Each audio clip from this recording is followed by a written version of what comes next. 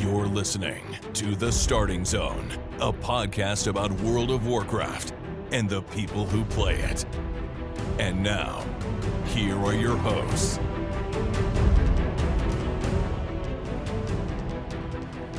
Well, hello and welcome to The Starting Zone, the podcast about World of Warcraft and people who play it. Today is September 14th, 2025, and my name is Spencer Downey. Thank you so much for listening and subscribing to the podcast. I am joined, as always, by my co-host, Jason Lucas. Jason, how are you doing on this fine Sunday morning? Oh, Spencer, hello. Good morning to you as well. I'm doing well. I just wanted to just start the show by saying thank you to everybody for the kind words about 700 episodes last week. Yeah. Wherever I saw stuff come through on Discord, I saw stuff on Twitter and other places. So yeah, thanks. It was a cool milestone, and we didn't make a huge deal about it for the episode or anything, but it was really it's cool to cross a big number, and it was nice to hear from a bunch of people who just said, hey, great job, keep it going, love the show, whatever. Means a lot. It's not why we do this, but it is certainly validating. So yeah, thanks everybody who checked in, and I'm glad you liked the show. I am also very much honored that there's so many folks out there who listen in and enjoy the show and enjoy the content and want us to keep going. And there was a few here's to 700 more episodes and whatnot that happened in there. And yeah, we'll keep doing them, man. It's people keep supporting patrons, doing all right. I'm glad to see new people join in every now and then and support the show. So, thanks so much to all the listeners out there, and we'll keep making them. I don't see a stop in sight at the moment, and we got BlizzCon coming up next year, which is going to be super exciting. So, lots of fun stuff going on there. Okay, I assume that WoW will be around long enough for 700 more episodes weekly to be a possibility. It doesn't seem like it's going anywhere anytime soon. Yeah. So, we'll see what happens. I mean, I guess once upon a time, 20 plus years and going strong seemed ridiculous, right? In 2004 or 5, nobody ever would have thought that it would get to this point. But now it's like, well, what would it, if it weathered the BFA and the Shadowlands storm, what would it take? I think analysts back then would be like, oh, we'll be on WoW 6 by the time it's been 20 years or something, right? Whatever new iteration of the game or whatever it is that would look like. I think would be what they would assume we'd moved on to based off of the trends of gaming back then. Yeah, true. Because, the market leader at the time was EverQuest, right? And EverQuest 2 had just come out. It was maybe that's going to be the model, but it turned out not to really be the case. So, yeah, I don't know. I think the future of WoW is pretty bright for the next, 4 or 5 years at least. And because that's we can see that far just about at this point, knowing about World Soul and all that. So, and I have a feeling that we're going to see some really big stuff. You got to figure after Last Titan, they're going to take it in a new direction, because it kind of wraps up 30-ish years of storytelling, right? From going all the way back. So, it seems to be sort of putting a cap on some of these things have been swirling for a long time, and then maybe a chance to go in a different direction with the storytelling and everything. So that could be really exciting if they can, stick it. Which, I think they've been doing a great job with building up the world and the story over the last couple expansions. So, you got Metzen back in the chair, which is reassuring. So, yeah, I don't know. We've been covering this game for so long that it's really weird to think back on it, because the game seemed old back then, but now it's like the stuff that we were initially started covering is super old. So yeah, here we are. I don't know. It's weird to start thinking about. So I try not to do it too much. Well, and there's been some low-key conversations about WoW returning to less of the universe is at stake, smaller stakes kind of plot inside the expansion. So I think it'll be nice if they do move that direction after this, so that we can actually see some storylines that are much more contained within Azeroth, and much less the fate of the world is at stake because of whatever it is that's happening. So I think that would be very nice. So we'll have to wait and see what they end up going with. But yeah, this past week in WoW, so we full re-cleared in Mythic on Sunday, and then started working on Soul Hunters and worked on Soul Hunters on Monday, and we had several 1% wipes. We're just not quite there, so we'll knock them out this week. We did get Fractilus last week, so that was that went down. Basically, like night one for us was go in and re-clear and kill Fractilus, and then we were basically, started. We did a few pulls on Soul Hunters, and then went to Soul Hunters full time on Monday, and spent Monday night on Soul Hunters. And like I said, saw some 1% wipes where we were just like right at the very end, and there was like a different call that had been made at some point. Someone hadn't died early, like just little things that you could clean up that would have made all the difference for getting that kill. So then this week we'll knock that out. And then we're on Nexus King, which is a large step difference between everything else we've been fighting. So if there's this like semi, okay, this is now the prog boss kind of feeling that kicks in of like, this is going to be a boss that's going to take 150 plus pulls, and we're going to have to really learn it, and people are going to have to really be on, on their best behavior kind of idea. And we did see some nerf stuff start to come through. So the Blizzard has acknowledged that, hey, you know what? Only like 40 teams have cleared the raid, so maybe we should start moving this along a little bit for some of these teams. When you get 200 and something plus people on the, on the last boss, 200 and something plus raid teams on the last boss trying to kill it, you're like, that's a lot of teams on this boss. And then you look at Nexus King, and it was a similar thing where everyone just sort of hits these big roadblocks and just stops, and all these teams start backing up against it. So yeah, they're changing that up. This is also a week that we're heading into, obviously the week that we're currently in. When we're recording, we got the enchant buff where all of our enchants are more effective, but the week we're heading into will be a 3% increase in damage and healing done for the raid. So that'll be another one of those, extra boosts that sort of help people get stuff progged even farther. So if we can get full raid clear plus Soul Hunters plus some looks at Nexus King this week, I think we're looking pretty great on what our prog could be trucking along as, because I think we could see that 130 to 150 pulls on Nexus King pretty reasonably, if not better, depending on what the nerfs sort of feel like. And then it will be on to Dimensius and just really what that boss is going to feel like. I know, and we'll talk about this more later in the show with the nerfs and stuff that happened. They nerfed the pushback is the biggest change that I think people are saying helped them in prog, is how hard on the platforms that you transition to after phase 1 that pushback is. So I'm looking forward to a smoother prog, since they've changed some of that stuff up and made it more forgiving, which will be good to see. But yeah, raid was good. I went and did this week so far, so that was last week. This week I did a heroic sort of pug, and out of that happened to get my heroic boots to replace my normal boots, which was great. And again, it's one of those pieces that are kind of weird, because the boots you get off Soul Hunters get better based off the difficulty they drop from, and even if you upgrade them to being inside the realm of the next eye level of difficulty. So if you take a champion set and max them out, so technically they're heroic eye level, or take a heroic set and max them out, technically they're mythic eye level, they don't upgrade that percentage of proc chance. It has to drop from the higher thing. So the extra 10% is going to be really nice. I'm going to really look forward to having that for the extra 10% proc chance on my cloak. And then we actually went on and did Nexus King, and I got the trinket off Nexus King, which was great too. So there was a couple of nice things from just doing that heroic, which worked out really well. So I was quite pleased about getting in and doing that. Plus, it's always nice to get that buff early in the week, which means that when we go and do re-clear, I just already have the increased, bonuses that you get. So in this case, it's my weapon enchants are better than they previously were. Like just walking into the raid with that, as opposed to being like, no, once we kill 4 or 5 bosses, then this will kick in and it'll feel really good, especially when it's the 3% increased damage and healing. Like, it's just nice to walk in with that as a buff. So that was big for me. But yeah, that was my raid this past week so far. That's all I've sort of done raiding wise. How about you? Well, so Sunday, when we last spoke, it was like, okay, well, we have nothing but Plexus Sentinel Mythic to look at for all night Sunday. And it was a super frustrating night, because I couldn't really bring the people that I wanted to for initial Mythic prog. Right. A couple people were just not available, and one guy who I was kind of really depending on for numbers and for grips, he ended up being like an hour late unexpectedly. So we didn't really have any good pulls for about the first hour.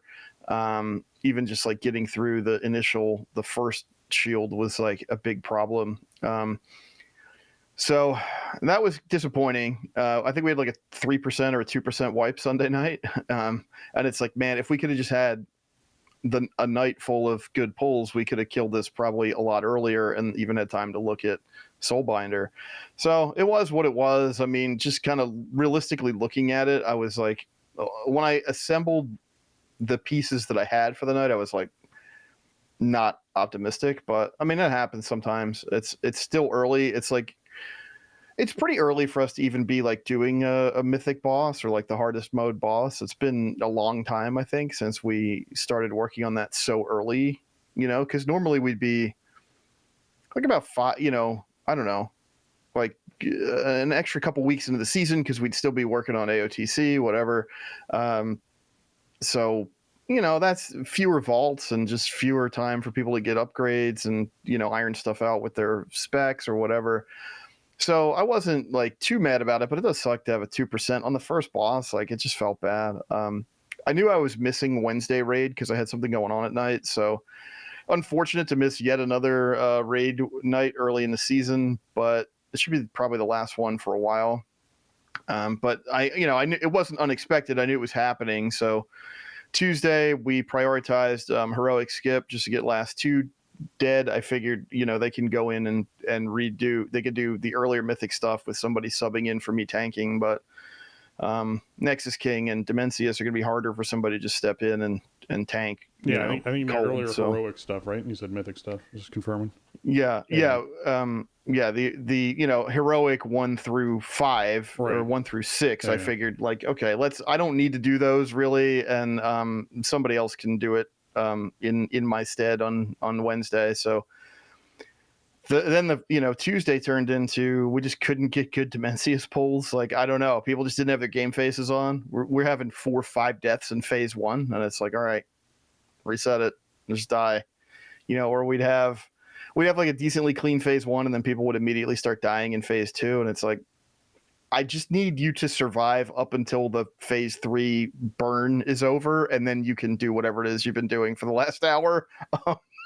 So that was that was frustrating because it should get easy. I mean, it was obviously like easier than the prog kill, but I felt like it was, sometimes you have those kind of regressions where it's like you pull a boss you've killed a couple times and people start getting, I don't know, like too loose with it and just not respecting it, and then you have that kind of situation. So that left us with only about an hour for mythic for Tuesday night, which I was hoping was going to be more like an hour and a half.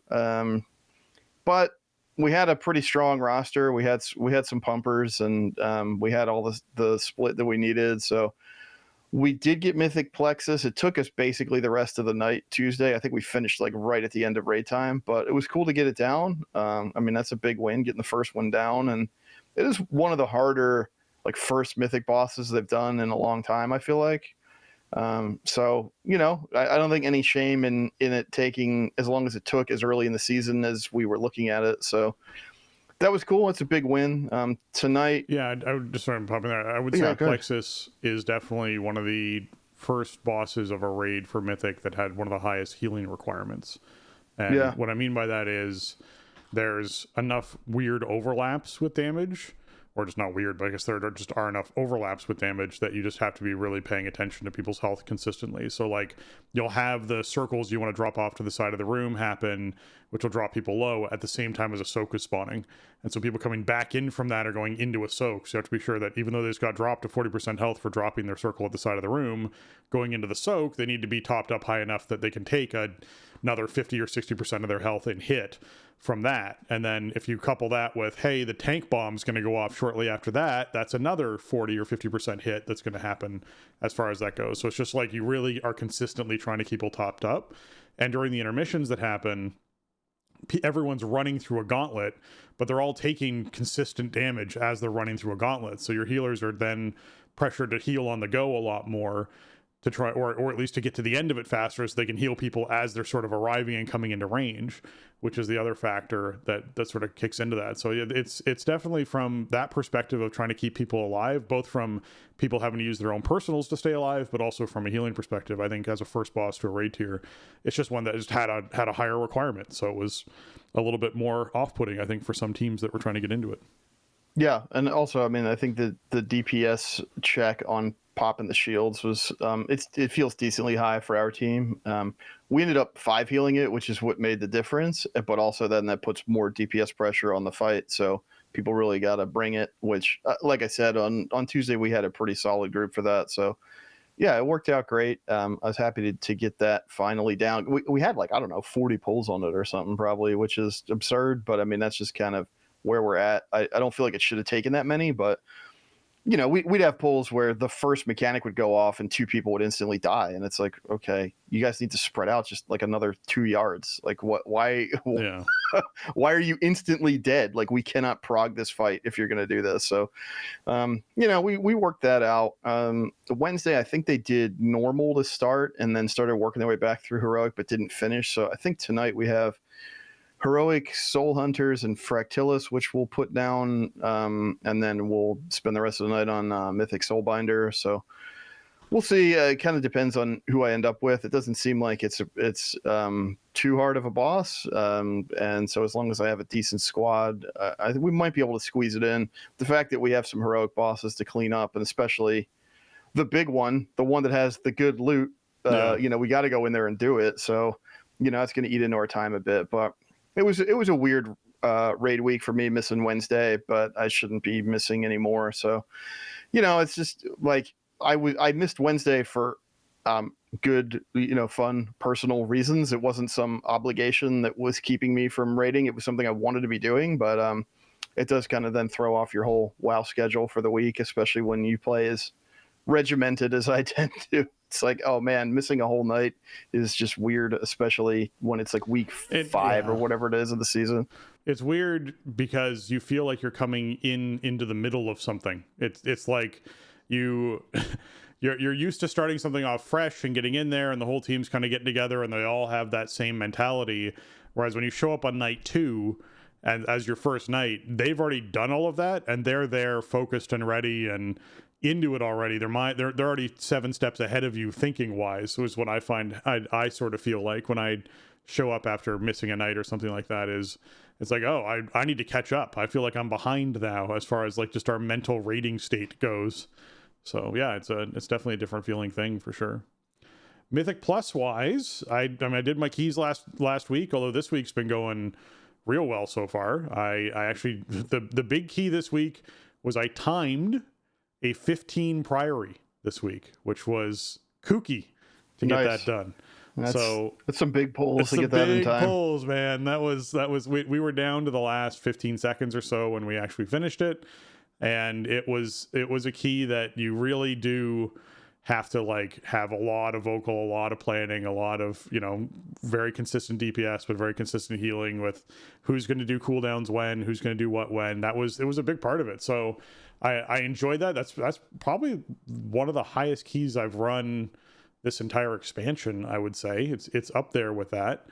And it was something that we were all very relieved to have done. So I actually wasn't at 3K yet when we started this, and I didn't have my Resilient 12 yet because I hadn't done Priory, Dawn, and I think it was just Priory and Dawn that I had left when I actually got into doing keys on that night this week that weren't timed above 12s.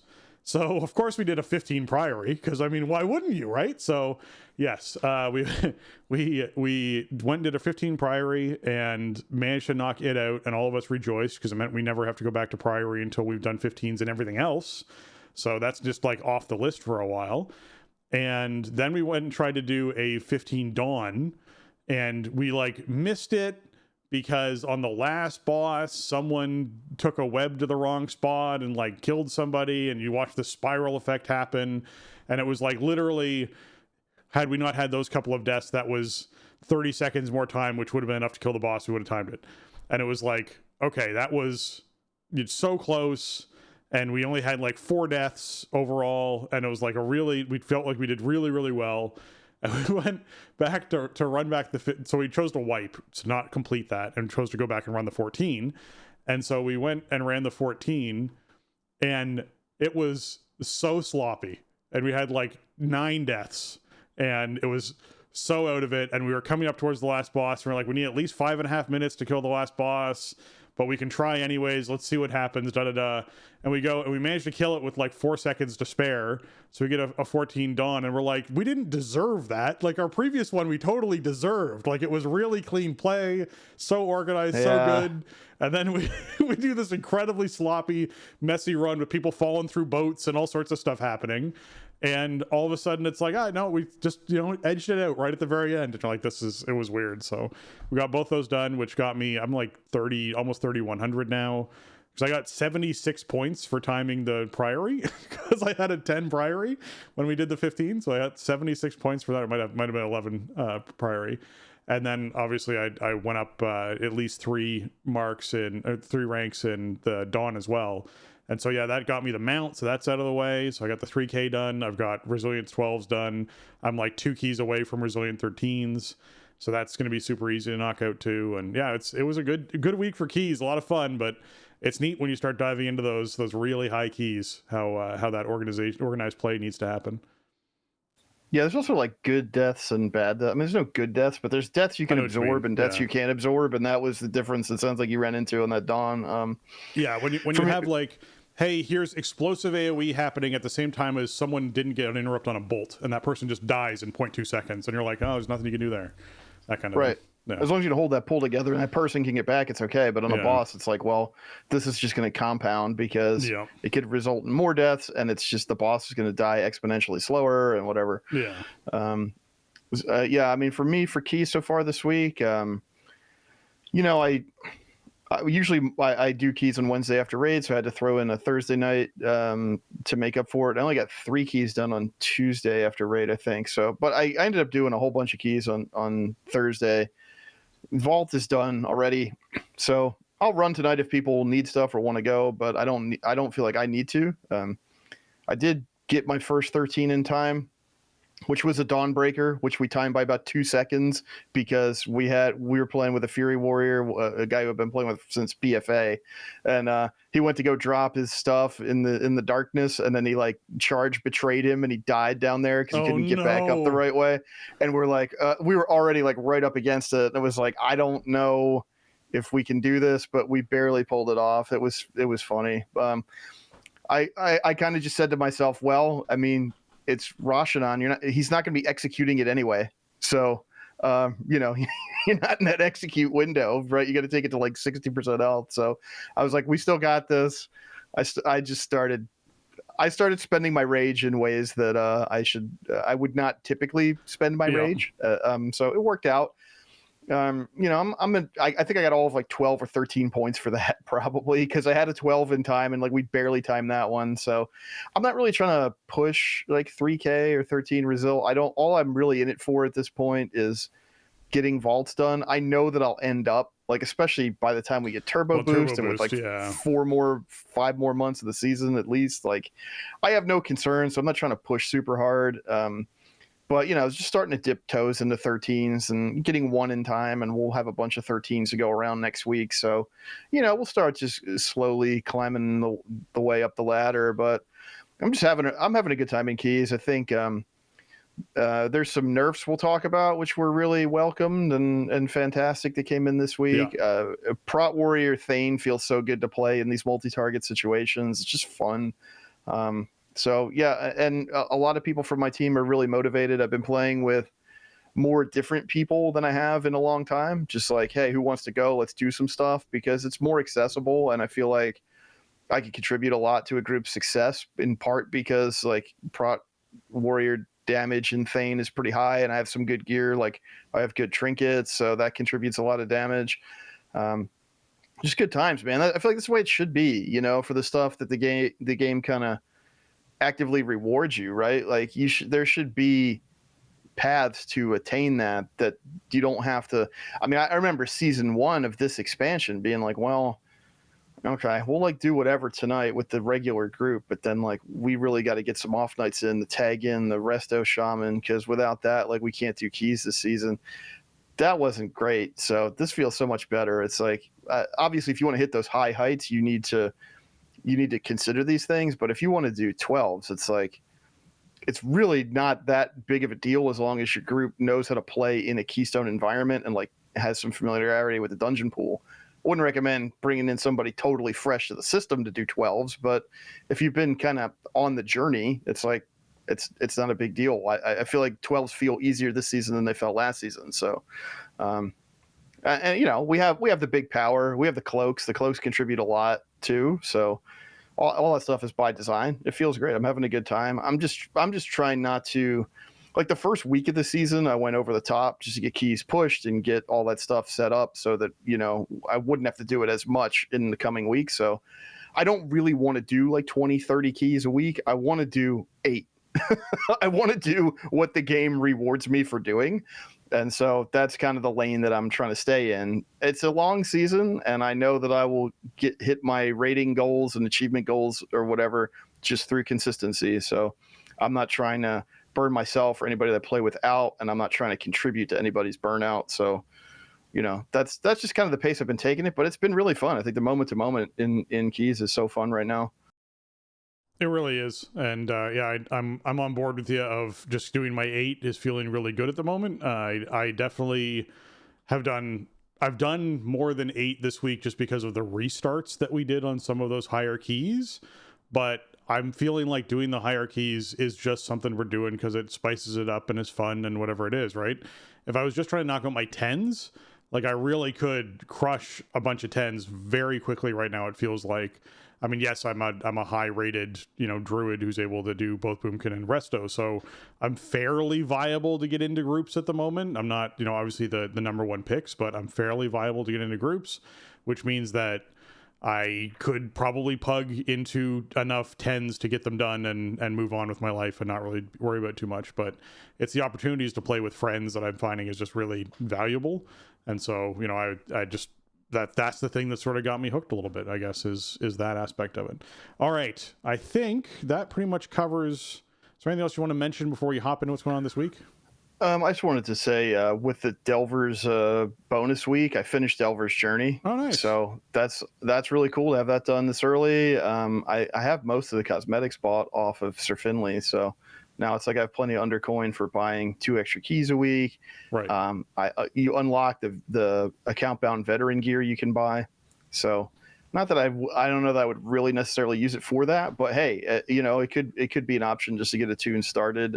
It's kind of an expensive way to go, but it is there. It's cool. There's no key discount. The keys cost 2,000 all season, but yeah, it was cool to get that done. I think I got like 2. I might have gotten actually 3 ranks unlocked this week because I was like right on the cusp of one. So yeah, the Delver's bonus really felt good. And man, I've not been having great luck with delve gearing on the alts this season. I'm getting a lot of repeat pieces and of course a lot of trinkets. I did finally activate, it sounds so entitled if you go back like 15 years the way sets used to work, but I finally, after a few weeks, activated 4-piece on my Guardian Druid. And I'm playing Elune, I'm playing Laser Bearer. Yep. And like, man, that 4-piece is so underwhelming compared to what Prot Warrior Thane and Brewmaster Shadowpan get. It's so hard to manage. It almost feels like it's not worth managing it. It's like you just rolling the dice and you have whatever stacks you have. It's like, because you got to push the button. You're better off just pushing the button and having no bonus or because bad you're bonus. Reducing the cooldown on it every time you use spenders. So when you use spenders, you reduce the cooldown on it. So it feels like you should just be pushing the button. But the amount of times that you literally are like, I've got 1 stack or 0 stacks and I'm just pushing this button is like, it feels terrible. It just does. Yeah. It's like you're sitting on it going, okay, I can thrash one more time in this window while this buff is up. So like, let me just do that and see if I can get another stack. And then inevitably something happens where you're distracted or you have to react to something happening in the fight and then just falls off anyway because you didn't proc it from that thrash. And then you didn't hit Lunar Beam in time. So I at first I was really trying to pay attention to it. And after playing with it for a couple hours, I sort of landed on, just hit Lunar Beam on cooldown because it's better to be Lunar Beaming than not. Exactly. And, like, if you get a bonus, cool. And like, that feels like garbage. It feels like terrible. That is, especially compared to like the other two I've been playing with this season they're just good all the time. Like, I mean, Thane 4-piece is so consistent and so punishing to the stuff that you're fighting. And then the burst windows with Shadow Pan are just over the top, like unbelievable tank damage for 2025 standards. It's not even that the Guardian 4-piece doesn't do good damage, or like I'm obviously noticing that I'm clearing stuff faster. I'm killing stuff faster in combat. My delves are going faster, but like, everything about it feels bad. And geez, it was like, it's so anticlimactic. Like it was, I unlocked the 4-piece, cool. Oh wait, this is how it works for Guardian. Oh, okay. Yeah, and that's really what I was getting at when I've been complaining about Boomkin stuff, is what they need to do is just make the proc chance higher, so you just more consistently are building stacks. So like to me, if it can stack up to 6 stacks, the average when you're pushing the button should be 3. That should be the average. When you push that button, on average, you should have 3 stacks. The average right now for me is like 1, which is really weird. Like sometimes I have an outlier and I get 6, and it's like, whoa, this is crazy, I have 6. But most of the time it's like, yeah, you pressed it and you had 1 or 2. And you're like, great, this feels terrible. Like, why is this where this thing sits? I mean, the tooltip says for Guardian that it's like a 40% chance per thrash, and it's like I'm thrashing every 6 seconds, 5 seconds, whatever, and it's like that is not a 40%. It's not 40%. I'm not getting it 40% of the time. Like, I think Thane is also like a 40% chance on the proc, or maybe a 30% chance, and that almost certainly procs more in my limited experience than Thrash procking the Gathering Moonlight. So I don't know, maybe a bug fix is in order, maybe I'm jumping to conclusions. It's just my point is I've played with 3 4-pieces so far this season.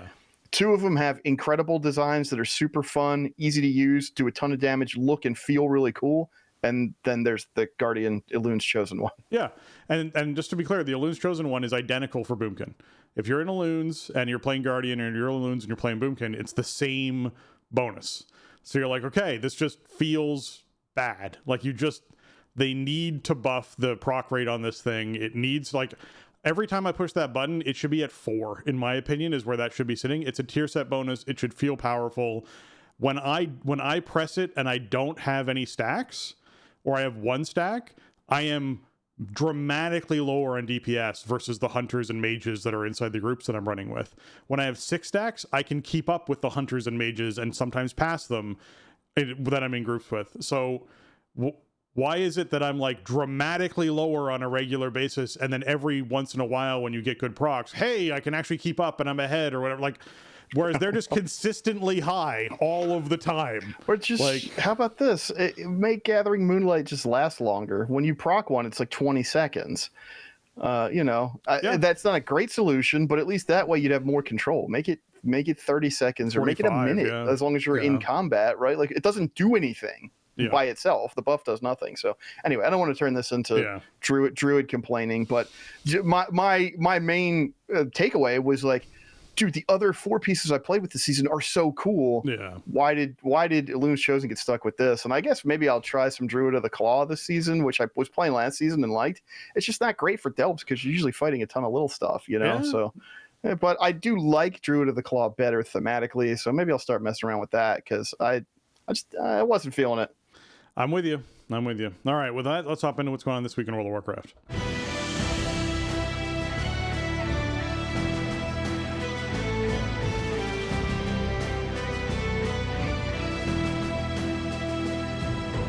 All right, this week is the War Within Dungeon event, meaning the Sign of the Warrior buff is up, making the final boss of War Within Dungeons drop an extra piece of gear, and there's a quest to complete 4 dungeons on Mythic difficulty, which rewards a heroic Manaforge Omega gear cache. So, this does not apply, the extra piece of gear, to Mythic Plus, just to be clear. This is Mythic 0 and below, you get the extra piece of gear. Just keep that in mind. When it comes to the heroic reward, this is something that is worth knocking out. Like, 4 dungeons on Mythic difficulty, you can complete this quest in Mythic Plus. So if you're doing, like, even if you're doing 2s this week or 0s to get that extra piece of gear, whatever it is, pick up this quest ahead of time, get that extra piece of heroic mana forged Omega gear. It can be like Dimensius drops or like final boss drops. So you can get stuff. You can get boots. The boots off of Soul Hunters, man. They might come out of this. You might roll lucky and get 40% boots out of this thing. So keep that in mind. There's some really good gear out of Mana Forge Omega. I mean, some really good trinkets. Yeah, the cloak activating boots. I mean, all that stuff is great to have hero track. Even if you're doing higher level content, like unless you have the myth boots from Soul Hunters, then you're not going to find anything better than that. So yeah, it's good. I mean, years ago, this used to give Keystone Dungeons an extra drop, and they shut that off. I want to say in Shadowlands, but maybe that's just... I feel like in BFA it gave you an extra item, and they shut it off in Shadowlands, which I think is a little heavy-handed. But I mean, Mythic Zeros are pretty simple. They don't add a lot of complexity, right? There's no affixes, there's no count, there's no timer. So this is a pretty good reward for doing some of those. I don't know that I'll have time to do this on alts. Like I'll complete it on the main just because I'll be doing keystones, and so they count for the quest. But of course, the main doesn't really need anything from heroic Mana Forge Omega. I've been incredibly lucky with a couple drops. So I don't know. If I had more time, I would totally do some zeros, or like round up some friends. Hey, let's do some zeros or baby keys. Let's just get some stuff on some alts. I don't think I'll have time for that this week, but really cool event and really good early in the season. It's still quite early in the season, even though it doesn't feel like it because we kind of zoomed up the progression path, but it is still quite early, and so this is great timing on this. People are going to want to do dungeons anyway. You find plenty of dungeons to queue for, plenty of people running. People will be doing all big widespread of difficulties, and the reward is great, and it could be something really substantial. You get a real game changer out of doing this, and like I'm not rating on my alt, so if I could get in there, man, if I could get like a brand of Ceaseless Ire just from doing this, that would be incredible. Oh, so, yeah, that's true. That tank trinket would be a big one too. So yeah, really good event this week. The event on top of that, because Blizzard followed our advice ages ago and went, hey, you know what? Pet Battle bonus event just isn't a good solo event on its own. We'll give it something else. So Pet Battle bonus event is also going on. Sign of the Critter buff is up, where battle pet experience gained is increased by 100%. As well as there's a quest called The Very Best, where you can win 5 PvP pet battles with a team of level 25 pets. And it rewards an ultimate pet battle training stone, instantly trains any pet to level 25. So that is the other thing happening this week. We have your Koresh weeklies on your checklist that you want to be sure you are knocking out and finishing off. This is for all that nice rep. If you happen to have picked up the Darkmoon Fair buff on Saturday before it ended, and then hung on to it without logging in until the Tuesday, you could take full advantage of this with the extra 10%, although I'm not keen on not logging into WoW for a few days, so I definitely have lost that buff during this period of time. But yes, that is certainly something else that you could be choosing to do, because there's lots of Koresh Trust rep to get from your warrants. You're more than just a phase, your ecological succession. Now keep in mind, the ecological succession has weekly quests in there you can pick up that give reputation and ones that don't give reputation. So when you're picking up all your quests, just be checking that, because unless you're trying to get Valor Stones and Weathered Crests, or they might be carved, I think they're weathered crests, you don't necessarily need to do all of the quests that are there that are the blue quests that you can pick up. Some of them give reps, some of them don't. So just as you're accepting, have a look. There's like 6 or 7 that don't, so that might save you a bit of time if you're trying to farm up that reputation. So yeah. Outside of that, we got our world boss for the week. Obviously, you want to be sure you're knocking out Reshinor. That big old dragon, still not nerfed, still takes 3 passes for me to kill, and I still don't see a lot of people downstairs. So it is one of those fights that is there. It exists. It's taking time, but you get yourself that warbound piece of loot, which you can be traded at any character. I got 3 rings in a row this week. I finally got like a belt or something, so that was nice to get.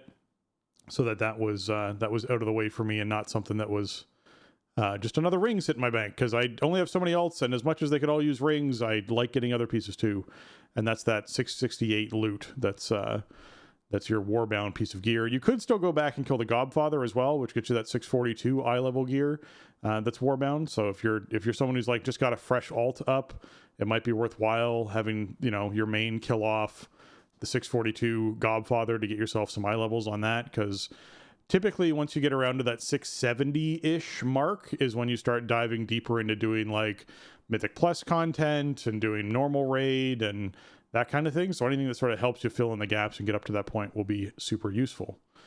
Titan. Yeah, and 642 is kind of like the baseline for the quest campaign. So like if you're below that, right, that's like where you would end up from doing the entire quest campaign. So, you know, if you're just trying to get into stuff, like that's a good thing to do. You know, even though it's a bit outdated now, it's like, well, here's a 642 piece, slap that on, go get your cloak.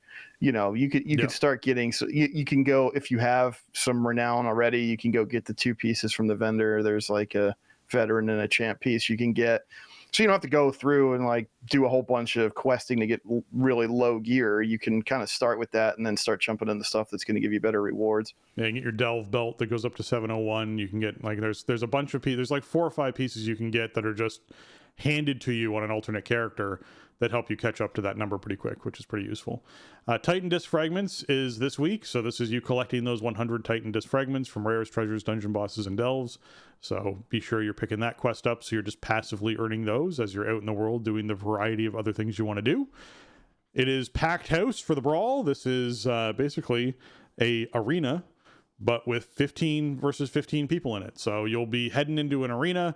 There's going to be 15 players on either side. It is a very fast, very smash sort of experience in a brawl. And obviously there's the Something Different quest for winning one of these, get you some Marks of Honor, Conquest, and Honor. But if you want a really fast arena battle, this definitely feels like a very fast arena battle. You basically walk out, you'll start watching people drop in health almost immediately as different cooldowns are popped and craziness happens. And yeah, I've done this a few times. It is definitely what I would define as a brawl. It's like the exact intention of what a brawl should be, in my opinion, is this. Yeah, it's maybe the wackiest because, I mean, the entire arena could just explode in a matter of a couple of GCDs. Yeah. So it's pretty funny. Yeah, some really fast games here. Not a whole lot of technique. If you could figure out some way to survive as long as you can, then it'll give you an advantage. But there aren't really supposed to be 30 players in an arena, so it's pretty funny. This is what I haven't done the brawls with consistency in a long time. I used to do them like weekly back in Legion BFA, but I haven't really done them since then. But when I was doing them on a regular basis, this was one of my favorite ones because it's kind of like a coin flip as to whether or not you get the win for something different or not. And it's like the games are so fast, so you're not wasting a lot of time on a lost cause. So yeah, it's fun. It definitely would make me laugh. Even when I would lose, it's like, oh, look how fast everybody exploded. That was ridiculous. And then you just queue for another one and you're back in, 15, 20 seconds later and you're doing it again. So like I'm with you that it's just silliness and fun, and does feel a bit like a coin flip. So yeah, you just have to see how it goes and keep queuing. All right, the Mythic Plus affix for the week is Ascendant. This means that 10 orbs will appear every minute while in combat, and they need to be interrupted, knocked, purged, or crowd controlled. This gets you a movement speed and haste increase. And so this is my least favorite one, personally. I've definitely embraced Jason's feedback of this, which is it's just really a lot of clutter on your screen. Getting 10 separate bars that all pop up for orbs, the fact that they stagger spawn in, so you sort of have to hang around until all of them have spawned. All those things are not great. So it's not really my favorite affix at all. I'll also reiterate that as a class that is basically living at haste cap, more haste doesn't do anything for me, so it just isn't super interesting for my class. But the movement speed isn't something I super notice in a big way. So I just, in general, this is like my least favorite of the affixes. It's the one that could get reworked next, I would say, if I was going to pick one of them for them to work on and decide what they want to do. Even if it was like, hey, we're going to have, 3 orbs spawn that you now deal with, and they can spawn based off of each player's location, so they could potentially spawn like farther away from each other and need to be dealt with. That to me would be more interesting than 10 orbs spawning in a staggered pattern. That is just, ow. The advantage to this is if you have a monk, you can put down your Ring of Peace. That will pretty much get all of them. If you're a boomkin, you can use your Interrupt, and your Solar Beam will get a bunch of them. You can use Typhoon to knock back. You can use Earthquake and Thunderclap. Not Thunderclap. You can use Earth Shock. What are the ones I'm thinking of? There's another Shockwave. Thank you. Shockwave will do it. It's one of those waves. It's one of those shocks and waves things that it is a shocking Shockwave. Yes. Thank you. That'll do it. So that'll help out. There's just a lot of abilities that will interrupt, crowd control, stun, disrupt. Probably my favorite one for me is Disorienting Roar, because it's got a really wide range and it's radial out from your character, which means that you can basically just be like, stand in the middle, you do a Disorienting Roar, it pops all of them, and you can move on and do what you want to do. So that's my fave. But yeah, it's not super hard to deal with. It's just a lot of clutter on your screen, and the buff isn't something that I like very much. So yeah, weakest day fix. Yeah, I agree. Like it's easy to deal with, but the problem is that you're holding some pretty valuable stuff in order to pop the orbs, right? Like I don't really want to use Shockwave on orbs. I want to use it to stun the stuff that I'm fighting. But it is what it is. I think there could be some potential with reducing the number of orbs. And yeah, I don't know, maybe something like you mentioned, have them spawn on different players. Maybe like we've done raid mechanics like that before, like on Razageth, where it's like, okay, this ad spawns, you spawn this ad that you then have to interrupt, and on heroic and up you had to interrupt it twice. Like have it be maybe something like that, where each player gets an ascendant orb that they have to knock or interrupt or purge or CC. I don't know, that might be a little bit better. It's nice if you have a monk and they're just good about Ring of Peacing every single time. That seems like kind of the cheat code, because Ring of Peace has somewhat limited applications otherwise. You don't always want to use it. There are times where it is good if you can use it as an interrupter to reposition some casters or whatever, but like you're not going to, it's less of a big deal to reserve Ring of Peace for this than like Shockwave or something of that nature, where you could get some real value on the mobs that you're fighting on a consistent basis, especially since a lot of like Prot Warriors are talenting into the talent that reduces the cooldown on Shockwave. The more targets you hit, it's like you want to be using it a lot. So I don't know. I think there's potential to mess with this. It's been like an easier one to deal with. It's just so obnoxious. It is so much noise on your screen. Waiting for them all to come down is annoying. You're using stuff that you don't want to use in order to clear them. So I don't know. It is what it is. It also seems to, I don't know what this is based on, and maybe it's just weird luck. It's very anecdotal, but it always seems to come in at the end of combat. So after we're done fighting stuff, now we're waiting for the orbs to come down so we can clear them and then move on to the next pack. And I guess that's where the move speed comes in. But like, it feels really dumb to stand. You're fighting a pack. You're finishing it off. You're about to finish it, whatever, and then you got to wait for the orbs to come down so you can clear them and then move on to the next pack. Like, yeah, it's just, I don't know. I think that also, I mean, it does create problems with like timing, because it always goes, all 10 of them go on your tank's location when the timer runs out for them to spawn. And think of Last Boss and Priory. There's some other spots too in this dungeon pool where it's like, if those orbs spawn downstairs at the moment you're supposed to be running upstairs, you got a big problem. So yeah, I don't know. It could be a little bit more friendly. Overall, I mean, I don't think it's a terrible week, especially for dungeon bonus week, when you might want to get in there and do more dungeons than you otherwise would. It's not that big of a deal, but it's starting to stick out a little bit more, I think, as the volume on the other affixes has been turned down. But hey, that's why I like to play in the 12 plus range at this point. I never thought I'd be a no affix guy, but here we are. Yeah, I'm with you. I definitely didn't think I'd be a no affix guy, but yeah, I'm in the same boat where I feel like affixes, and I'll reiterate this, my stance on affixes is that they should not be kiss curse. They should be something that if you can manage to take care of it, it's a benefit, good for you. You did the thing you were supposed to do normally on the fight, plus you did the extra thing, so here's your reward. That is where affixes should sit, in my opinion. Where they're currently sitting is very, very much in the, hey, you have to do this or else you're severely punished because the thing you're fighting now takes 90% reduced damage, which is just not okay, right? And so that to me is like there shouldn't be a curse aspect to this. It should be people who want to do keystones up until 10, get to deal with an affix as a choice of, hey, if you do this right, you get big benefit. That'll help you do your key faster. That's where I think this should live. There shouldn't be a, hey, all these orbs spawned and you didn't get them all, so you not only didn't get your full buff, but you've now also buffed all of the things you're fighting so that they are now harder to kill. That to me would be really nice to just reduce the negative and be like, hey, you know what, if you didn't get all the orbs because you're heading up the stairs on that last boss, and I guess it would be, there's no longer a bad time, if you will, for the affix to spawn, which is the big thing for me, because there's so many bad times that this affix spawns where you're like, oh, it was during a boss and we couldn't get to it, we're doing the second boss of Arakara and we're all inside of his tight circle and the orb spawned off, you know, where outside of the circle, but everything outside the circle is a one shot, so I can't get to them, which means, hey, this boss is just going to take 90% reduced damage and do more damage for the next, you know, 10 to 15 seconds. Like, it just feels bad when that stuff happens, and there's nothing you can do about it. There's no real counterplay other than like, hey, we should wait for the orbs to spawn before pulling the boss, because that sets the timer for when they're spawning to this exact timer that lines up with the boss's timer when the boss is doing the ability.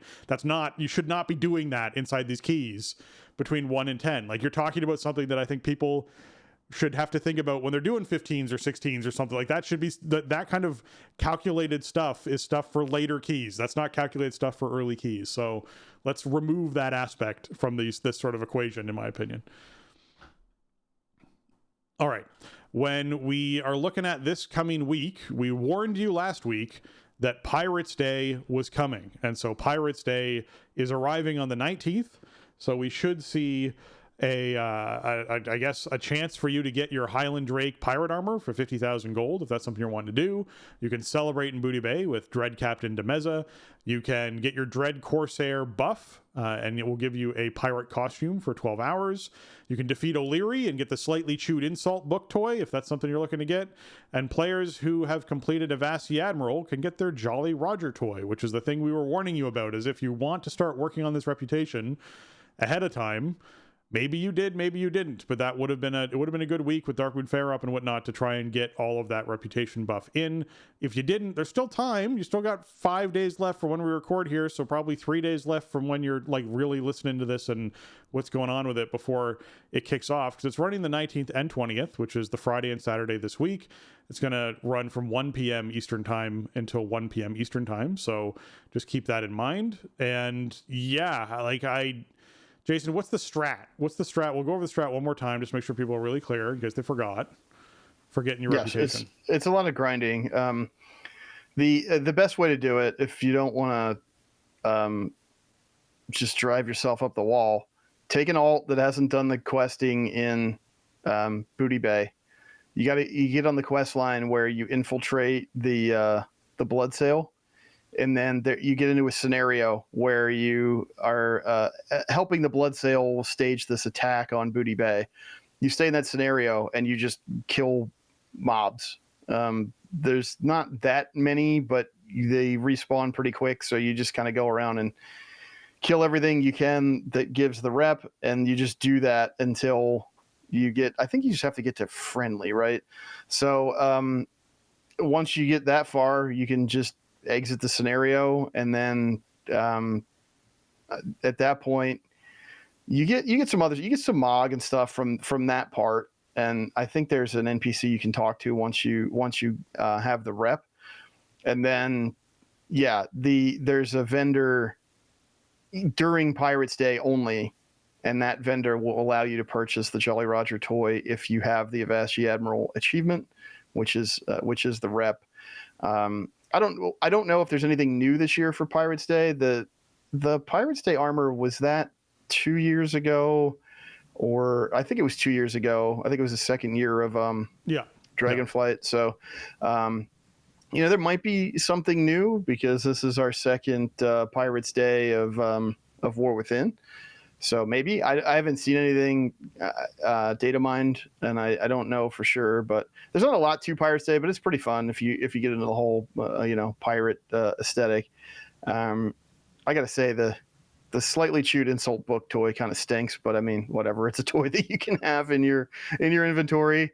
And I mean the Pirates Day armor is awesome, but it's pricey. But you can only buy it in this 24-hour window. So I haven't been using my Dragonflight dragons very much lately, but the Highland Drake was kind of my favorite. It was kind of the one I used the most, and once I bought the Pirates Day armor, I kind of just ran with it, I think, for the whole rest of the expansion. So it is a cool cosmetic. There's a bunch, there's cool stuff from it. It's just dragon, it's just like, it's a super tight window because you just have that 24-hour period for all of this stuff. So keep it in mind. It's like, it's this kind of thing would maybe be like a micro holiday now and would not give you permanent stuff, but this is old school. Pirates Day has been in for a long time. And so, it's, if you can't play Friday afternoon through Saturday afternoon, then you just miss out, which kind of stinks.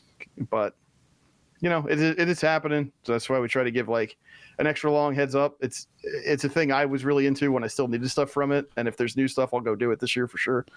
Yeah, it's funny, right? Like Pirates Day came in when the like pirate theme thing was really big back in the day. Like Pirates of the Caribbean was big. Everyone liked pirate things. There was International Pirates Day happening, so they decided to do pirate stuff. Like it was added in 2008 was when this thing came into the game. And I remember initially going down to Booty Bay with Robin to get our Chewed Insult book, and that there was just a huge lineup of people all trying to tag the poor shark that's getting his butt kicked by everybody out there in groups of 5 to try and get their insult books. And I don't know. It's one of those core WoW memories I have of them adding this in, way back in the day to be able to get all this stuff. So certainly take advantage when you can of the rewards that are there limited time. We don't know, obviously, if there's anything new happening this year, but if there is, then, obviously we'll report on it next week and it'll already be over. So hopefully you took advantage of getting it when you could at that point. The other thing kicking off is I hope you've been practicing your ram riding because Brewfest is coming up. It'll be launching next Tuesday, so a week from this Tuesday, and that'll be September 23rd, and it runs until October 9th. So we got plenty of time here to get some good Brewfest in, just over a couple of weeks. And I don't know if there's anything new with Brewfest this year. Obviously, we'll chat about that too. But it is certainly your opportunity to get down there, do the sausage eating contest, throw some rings onto the back of a turtle, do some beer goggles silliness that happens, defend the Brewfest from the different invaders that take place. Go run around and capture some fictitious animals you can only see when you're sort of drunk on things, and ride some rams around some barrels of apples. Man, this is like quintessential fall to me. This is what kicks off fall. I feel like Brewfest signifies that fall has come in my life. It's certainly something that I enjoy taking advantage of when I can. Yeah, I mean, it's one of the coolest in-game holidays because there's just so much different stuff to do. I'm pretty sure Corin Dire Brew got a new mount this year. I assume that's where it comes from. I've seen the model, and it's sort of like a gyrocopter thing, almost like Mim's head, but it's like Brewfest themed. But it's not. It doesn't look like a mecha gnome head, but it's it's that kind of thing. And I assume it comes from Corin, but maybe it comes from tickets. I don't know. We'll report back once we actually get the blog. But there's new cosmetics and a new mount, and I don't know if there's any new activities. There's plenty of activities as it stands. So Brewfest is always cool. It does also come with an XP buff as well, but it's super time sensitive. It's kind of old school and annoying, but Brewfest is awesome. Looking forward to it coming back and grabbing up whatever new stuff we got this year for sure. And hopefully, if it is a Corin drop mount, it doesn't become this never-ending quest of rolling the dice every day and facing disappointment. So it's good and bad when they put in a new holiday boss mount. Yeah, it can really vary based on experience. I'm hoping with every mount they put in going forward, which I think they have been so far when it comes to these sorts of holiday mounts, is having that protection system in of the first time you try and loot it each day is your highest chance to get it, and then you have a dramatically reduced chance for any kills after that, which just encourages people to just try the one time a day. If you happen to want to try multiple times, or you're killing it on alts to try and get gear, because I'm sure Corin's going to drop like, I don't know, 665 eye level loot or something like that for players to try and get pieces of gear. It would be neat if they made core and loot warbound. That would be kind of a cool thing if they sort of threw that in there as a twist for some of these bosses. They just threw warbound loot on them, so the one time you're killing them every week, you also just get a warbound piece that lets it's usually so low item level anyway. It's like I don't want this on most of my characters. So yeah, that would be good. Yeah, it'd be a neat way to do that too. So I don't know. There's some neat things they can do with it. Hopefully they have a look. But yeah, I really hope the mount drop chance, if it is a mount that drops off them, is one of those you have a high chance and your chance increases every day you don't get it. And that to me is a really good system. So it's been working out well for a lot of people, and hopefully they stick with it. Okay, hot fixes for the week. They fixed a bug causing Twisted Mana Sprite's overheal value to be much higher than intended. The absorb, the overheal absorb value to be much, and by much higher, and this is something we talked about on the show, it was 81 times higher than it should be. So just a little bit, yeah. Whoops. Yeah. The tooltip expressed that it was supposed to be like, puts up an absorb, and that absorb is like 200,000. And you're like, great, this is really cool. Like good little absorb that sort of just happens every now and then when this guy spawns in and starts throwing absorbs on people. That's great. Except that wasn't 200,000. It was more like, 20 million. And that's a very big absorb shield that is very useful for a lot of people. So yeah, they backed that off. That's no longer doing what it shouldn't be doing. I've heard rumors that it still feels a little high, which I think is fine. Let's leave that alone for people who invested the time in getting one of these and the undercoin and everything else. It's now no longer like the trinket that you use over healing raid trinkets, which is what I think it should be. I don't think you should ever, and we went back and forth on this because I know you think it's good that there can be some delve stuff that can actually be viable in raid. I don't think a delve trinket on normal should, like a champion track delve trinket should outweigh a mythic track raid trinket. I just think that's weird when that happens, and there's clearly an outlier there. In this case, it was a bug, and they fixed it. So, it's resolved for people who are out there using Twisted Mana Sprites. Basically, weigh it out versus your other trinkets because its value has now shifted in where it's supposed to be.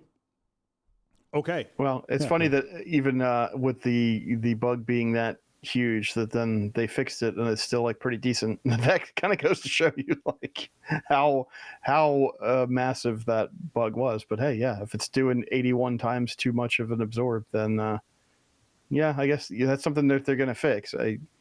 I feel like they're letting some stuff go with tuning. I've been waiting for the stuff I've been playing to get nerfed, and it hasn't so far. And they said they weren't going to do more trinket rebalancing this season unless they identified any kind of an issue. So, I think that's cool. But yeah, I guess this would fall into a category of this is an issue that they can't ignore. So, well, I mean, yeah, it's a bug in that situation, right? So it's not even balancing. This is just like, hey, this is bugged and doing stuff it really shouldn't be doing, which, yeah, it's a very different situation as far as that goes. I think you're safe with your Soul Hunter's trinket for now. I don't think that's going to get messed with.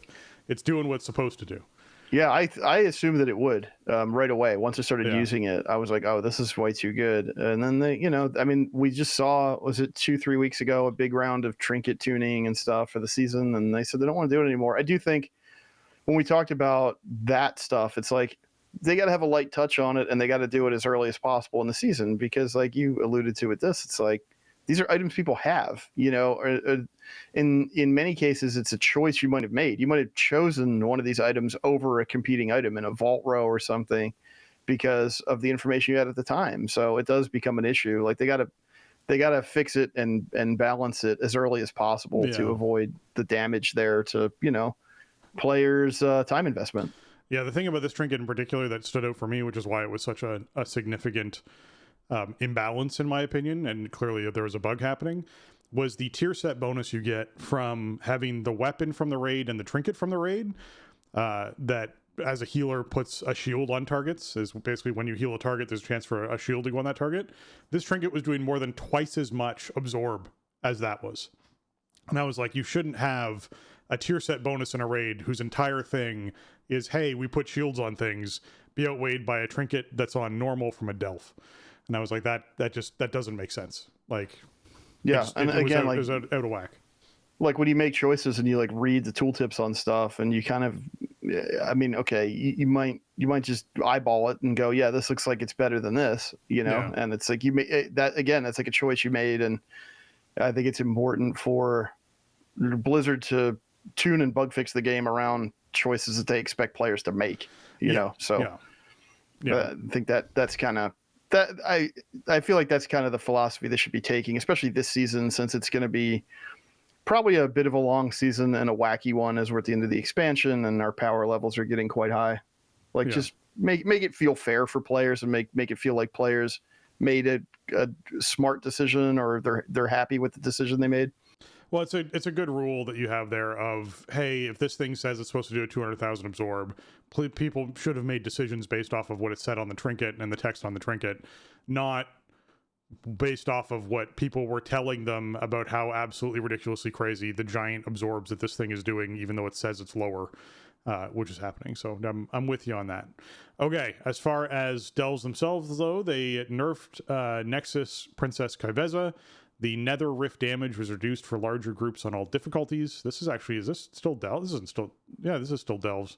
For large, I guess, because you can still have groups. You can do it in a group. You can do it in groups, I guess. You don't get all the cool stuff, like. But I haven't done it. I haven't done any of this stuff in groups because it's like, I want the cool stuff for soloing it, and I'll bite the bullet and I'll take my wipes and go. But I mean, you can do it in groups. You can do it in groups, and I was remembering like season 1, I went in there with Ted and Josh on day 1, and we cranked out the double difficulty version of this version of boss. So you can do it in groups. So yes, they did reduce the damage in larger group difficulties. The Nexus daggers now spawned 3 additional phantoms, was 4, so 1 less phantom to turn and face and soak. So that makes that a bit easier for you. And the time between phantoms was increased by 0.25 seconds on the question mark difficulty. So the normal question mark difficulty is a little bit easier for the amount of phantoms you deal with and how much time you have between them to turn and face the appropriate next one that's going to charge you. The Dark Massacre time between phantoms was also increased to 2 seconds from 1.5, and that's also on the question mark difficulty. But just keep in mind the larger, the damage reduced for larger groups was on all difficulties, so that's everywhere. As far as raids go, this are dungeons and raids. We'll start with dungeons. Arakara got itself some more tuning here. So Trilling Attendant, the Resonant Barrage initial cooldown has been increased, as well as the ability cooldown was increased by 50%, and the periodic damage reduced by 12.5%. You felt this right away. This was very noticeable on this trash going. And welcome. Yes. Very, nice changes. The Engorged Crawler's Venom Spit ability cooldown was increased by 40%. On Avanox, the Starved Crawler health was reduced by 20%, as well as the Gossamer Onslaught periodic damage reduced by 17%. So, easier to kill those little ads that spawn by 20%, which is huge, especially on higher difficulties. And the Gossamer Onslaught being the periodic damage you suffer from the boss's ticking damage while you're dodging the white circles on the ground. So while he's spawning the white circles on the ground and you're dodging those, you're getting constant ticking damage. That was reduced by 17%. So a bit easier healing going through that phase as well with all the movement.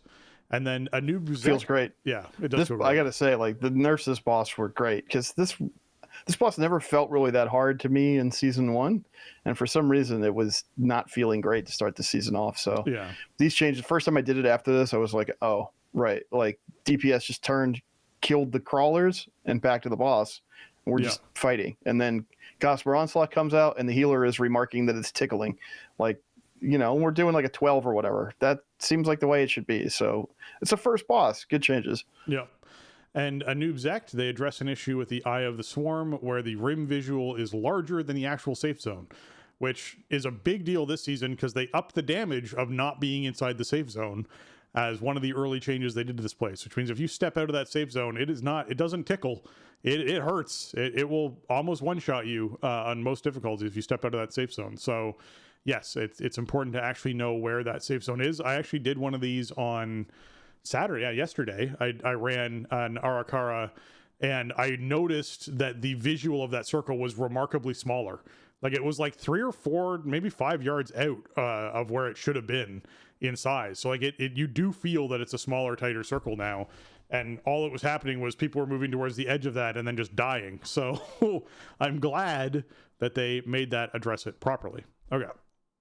Yeah, really good. This boss is now like the worst boss in here, I think, which is weird to say, but considering all the changes they made to third boss, it's like this boss seems to be the one when I've done this so far where it's like people end up dying to something the boss is doing. We end up losing a ton of time on this fight. Yeah, this is now sort of becoming the bigger problem. So maybe, I don't know. I wonder if we'll see some more changes, but having the visual line up with where it's actually safe to stand, that was good. That was a nice upgrade because, that swarm is so deadly now. And now the big changes for the week that everyone rejoiced at. Halls of Atonement. They reduced the number of depraved obliterators and depraved collectors near the Shard of Halkias, which is just the amount of casters that you have to deal with. They have been reduced.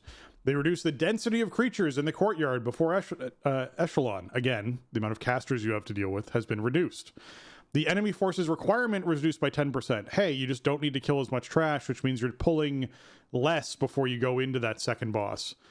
The Stoneborn Slasher enemy forces value has been increased by 50%. Hey, if you happen to pull slashers, they are now actually worth more so that you don't have to pull other trash as much as you were previously.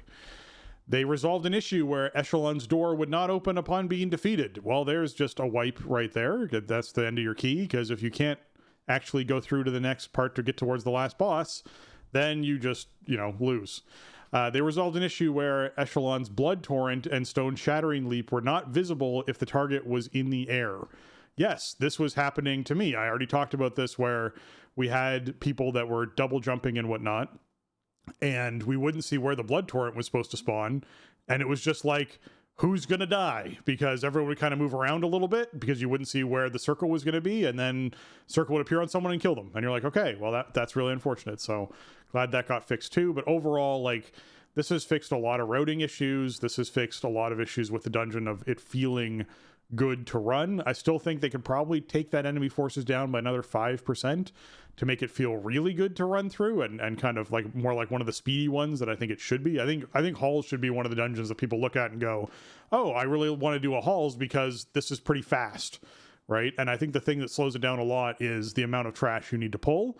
We still don't have any trash skips happening in this dungeon. I almost feel like every Mythic Plus dungeon should have an area where you're making a determination of, hey, do we want to use like an invisibility potion or some sort of skip to get past this chunk of trash? And I think that is something that we're not seeing at all in this place. We're actually seeing people go, okay, let's be sure we're pulling that extra little bit every time we go through this. But we're not pulling like a whole other half of the front courtyard, which is nice. We're not doing that anymore. So this 10% is super helpful in that sense. It saves like 2 or 3 packs. Yeah, I mean, I went in here and did this, I think on Tuesday, like right after the nerfs came in, and it just felt like a different dungeon, to be honest. You still have to do some quite large pulls. It's still a tight timer. They didn't up the timer. I mean, I was doing it on a 12. I wasn't doing a 15, 16. I'm sure on those difficulties that this dungeon is still, not really one you want to be doing compared to the rest of the pool. But I felt like I could just kind of pull whatever, and it worked out just fine. Like I pulled basically like what I would pull back in Shadowlands as much as I can remember. I pulled a little bit more maybe.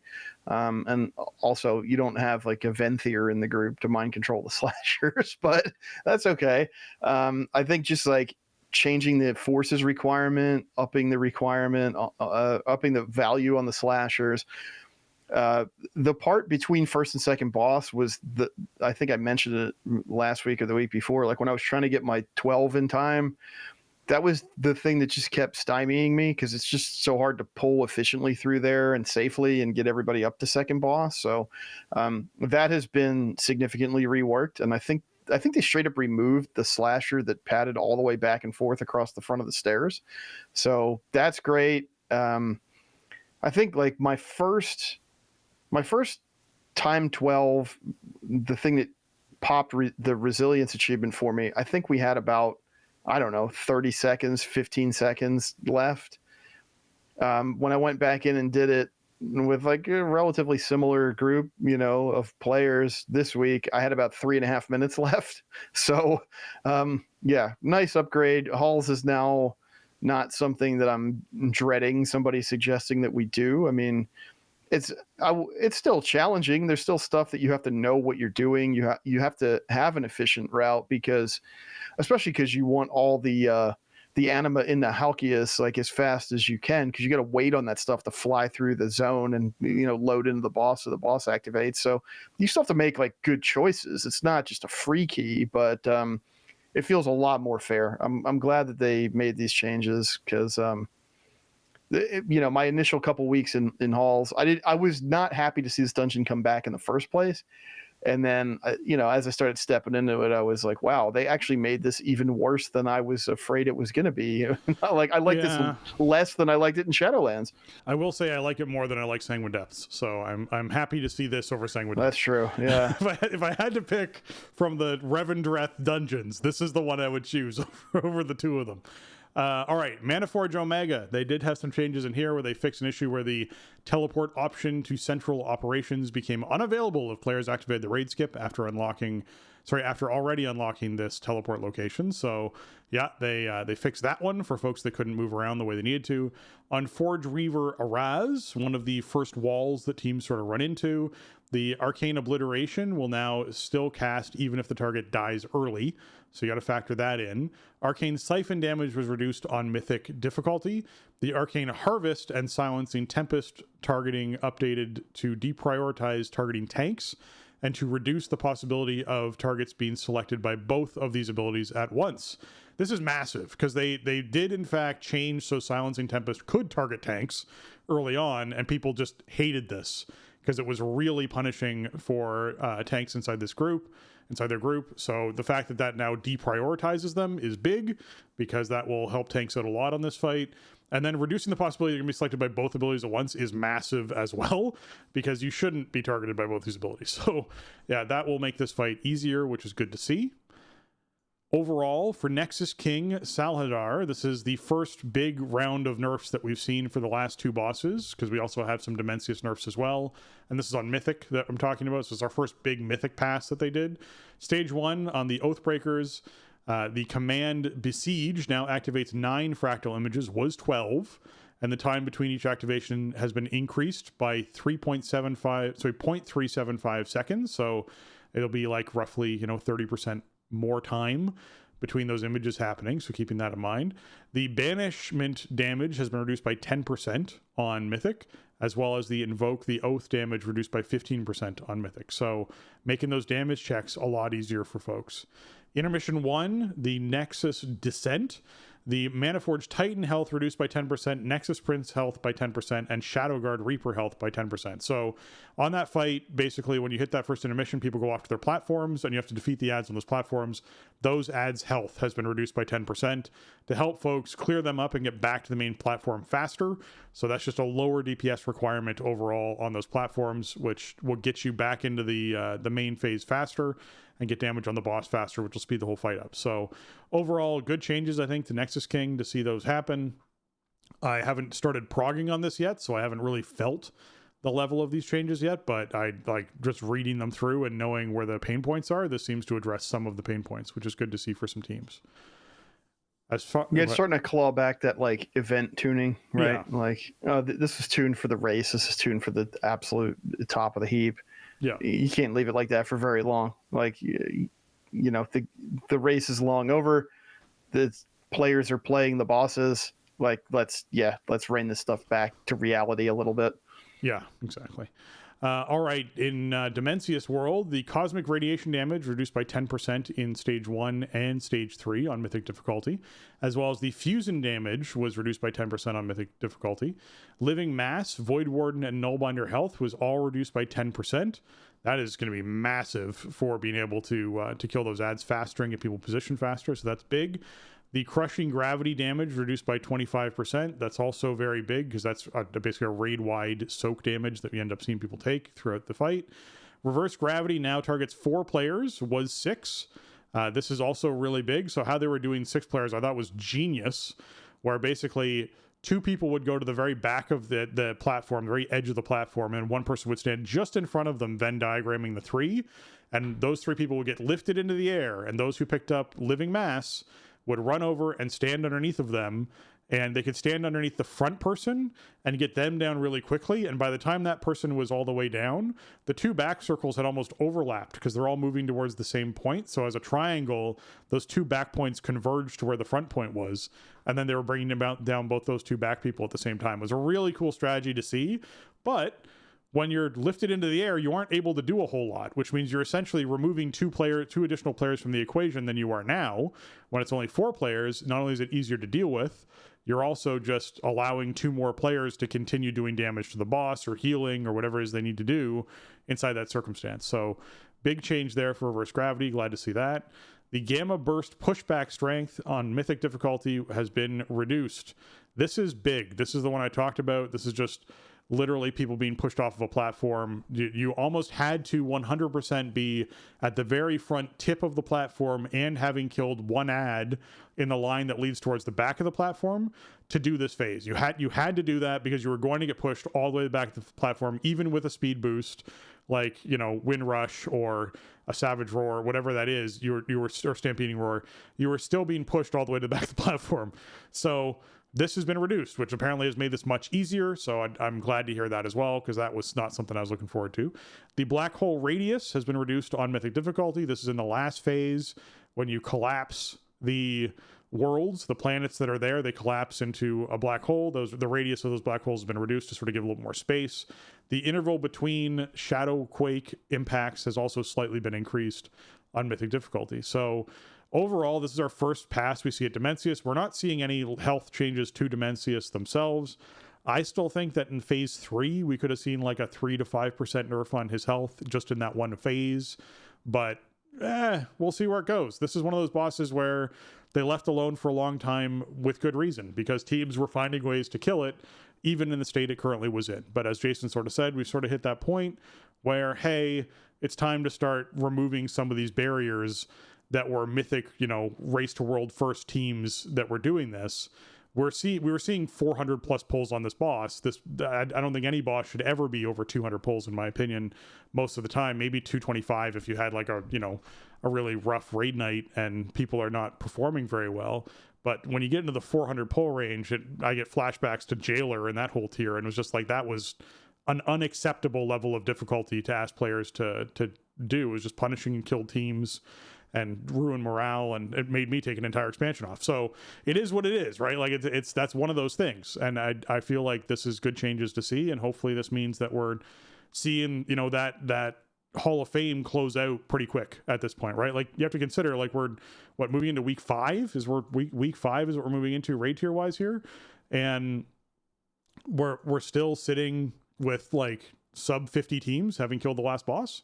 That feels kind of weird. It just does. Like that's strange, and I think that we're welcoming in, hey, let's get the Hall of Fame closed up, let's get this moving, because we're like Turbo Boost based off of estimates is happening in 3 weeks.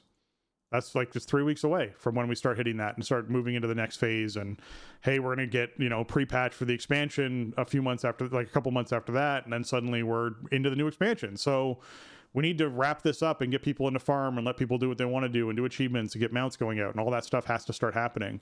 And because we're progressing stuff faster, we're not going to have a season 4 or anything like that. That like the tail end of this expansion is coming up fast. So it's good to see some nerfs coming in here. Yeah, for sure. I mean, it's just this is the way that they do it, right? Like when they release stuff, it's released for the race, and then they tune it back. I mean, there's a lot of power sources. We haven't gotten very far up the raid renown track yet. Like you kind of mentioned, we got the 3% coming in again. That stuff will stack up, and that's obviously kind of like a de facto health nerf to stuff. So, I think like not much of a surprise to see the stuff coming in, and I'm sure it won't be the end of it. I think what they do basically is they have some kind of target in mind for the kill rates that they want to see, and then as they're not hitting that, or as it starts slowing down, then like, all right, what's next? How are we going to target this? Like the gear curve and the power curve from other sources is not it's not overcoming the tuning. So, I'm sure there'll be more, but these first couple coming in, so far we haven't really seen any nerfs to like specifically to heroic stuff in any kind of a huge way. And I feel like I'm not sure how much we even really need it. I mean, I think this is one of the best feeling heroic raids in a really long time. So that's kind of a good spot to be in. I think teams that are working on AOTC or whatever, it's doable. It's not the hurdle that maybe it was years ago. And so that's a really good thing. And so maybe it doesn't end up seeing too many changes, but obviously the top end needs some changes, and also the bottom end needs some changes. Yeah. I'm quite happy with the balancing of the raid overall. I think the earlier bosses could have been tweaked to be a little bit harder. I think it is weird, like Fractilis was the pushover that Fractilis was. I think it's a little bit weird that the Soulbinder fight was a little bit easier than I thought it was going to be. There was some, like, Lumathar is probably where Lumathar should be. I agree with that. I think the first boss is certainly one of the harder first bosses, but is where, Plexus Sentinel should be. I think Soul Hunters is just a puke of a fight. Like, it's just too, like, especially on Mythic, there's just too many abilities, too many overlaps, too much stuff happening, too visually overstimulating, too many people having too many mechanics at the same time. It's just, they did not do a good job with that fight at all. When it comes to like balancing, tuning, design, to me, that is just a mess of a fight. And honestly, I think they should just nerf it into the ground so that people can get their boots and get their trinkets and move on with their lives with this quote unquote optional boss. Because at this point, like, even RA teams like, hey, we're going to kill Soulbinders the one time, and then we're going to keep re-clearing everything else and just skipping Soulbinders, because it's not worth killing every week when it comes to the difficulty that fight sort of lends itself to. And unless we see, dramatic differences in our character power and with the nerfs to that fight. The reason why it's optional is because it's just not a great fight to do, and no one enjoys it, and everyone complains about it. So, like, I think that should tell you everything you need to know, Blizz, about needing to fix that fight or change it. When it comes to the later bosses, like, we're still, like, there's still only 41 teams that have killed the last boss, even with these nerfs that have come through. So keeping in mind that, yes, this is still a challenging encounter. Although we are seeing, another 5 or 6 teams that are sub 10% that are going to be getting there soon. So I give Dimensius another 2 weeks before we start to see the last week of stuff closing out, which puts us almost at the 2-month mark for this raid. And I think the 2-month mark might be where they close Hall of Fame, and then we see another big wave of nerf and adjustment stuff to sort of help teams get there before month 3.5 comes around, when essentially we're moving out of this expansion. And that's what you want to be starting to clean up a bit, right? Like, we might end up in this expansion for 6 months, like they might end up in this patch for, well, not patch, but I guess this era, this season for 6 months.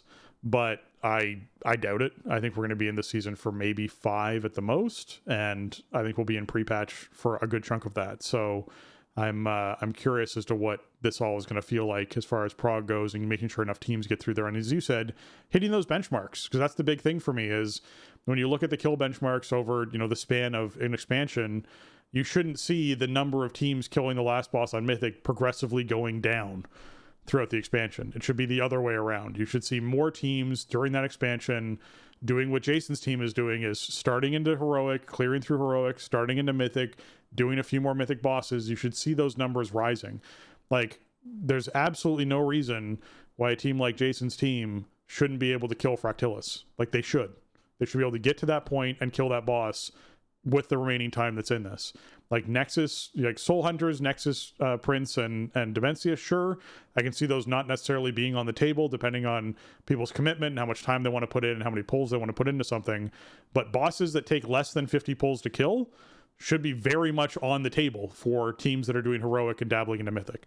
And the majority of those other bosses are in that world, and certainly will be with the, power increase that comes in over time from the Renown track. So I like that's what we should be seeing. We should be seeing more bosses die tier over tier throughout an expansion as more teams delve deeper and deeper into Mythic content. And I'm disappointed when we aren't. So I do think they need to be sure they're hitting those benchmarks. Okay. Items and rewards. The time walking stone core items should now drop at the correct item level when obtained at max level. Nexus King's Command spell visual orb for Oathbound is now hidden while out of combat. I actually haven't experienced what that looks like yet, because I haven't played around with that trinket as much yet. The Mana Forge Vandal's Raid Renown, attuned to the Ether effect at rank 6, is now limited to weapon enchants only, and also increases the power of Death Knight Runeforge effects by 10%, which is a buff. The affected tooltip temporarily will be, incorrect, et cetera, et cetera. They haven't actually fixed the tooltip yet, but yeah, I think everyone was very confused as to how this was supposed to work. The Raid Renown bonus that came out this week attuned to the Ether, and it was specifically weapon enchants that are supposed to affect, and rune forging weapon enchants are supposed to be affected a little bit less than normal weapon enchants, but that's just because they're stronger in general. So that is the overall look for that. They also made it so they fixed an issue where the Mana Forge Vandals View Renown button would remain locked after completing Meet the Vandals, which I think is kind of hilarious, where you just could not actually look at your renown track after actually starting to find that particular renown. So like, you're like, hey, I've met the people, I'm good to start the renown track, let's have a look at it. Oh, you can't, it's now locked. It wasn't locked before, now it's locked. That's a funny thing. As far as the Guise of the Phase Diver, it could unintentionally kill you when used on Dimensius. So yeah, apparently that got fixed too. I would certainly hate to be progressing on Mythic Dimensius and just die because the Guise of the Phase Diver killed you. That would be very unfortunate. So that one got fixed too. It's pretty funny. Although I guess it's only funny if you knew why. Right? Yeah. Like, if it just happened and you couldn't figure out why, then that's not too funny. But I don't know if you're like, oh, it must be because of, which I don't know. But yeah, that's kind of I don't know. I guess it's kind of appropriate. Somehow, right? Like Dimensius sees you phase diving and just kills you or something because you're not supposed to be doing that. Like, okay. The other one that didn't make it into the notes here, but I know came out this week, is you should now be able to use your Druid flight forms during Dimensius. So when you're doing Dimensius, Druids should now actually be able to shift into their flight form and fly around. I actually thought that was intentional when they were first doing it, and I thought it was intentional because Druids should, if they get dismounted, quote unquote, or shifted out of their shapeshift form by getting hit by something they shouldn't have, should be able to shapeshift back into their flight form again and then fly away and keep doing it. So I thought the intention was, hey, we're not going to let Druids do that because it's like cheating. But Druids cheat on a lot of other things too. So maybe that you can do that now. I don't know. Maybe they added a little stun so that you can't. But if you can actually do that, then Druids just up their survivability during the flying phase, which is kind of funny. Yeah, I think that on second to last boss of Amir Drasil, it was the same. Like, I think Druids could use their flight form for that. So I think it was just just a bug. I mean, yeah, there were some Raid Finder nerfs and stuff to Dimensius as well, and I think they rolled that into that section.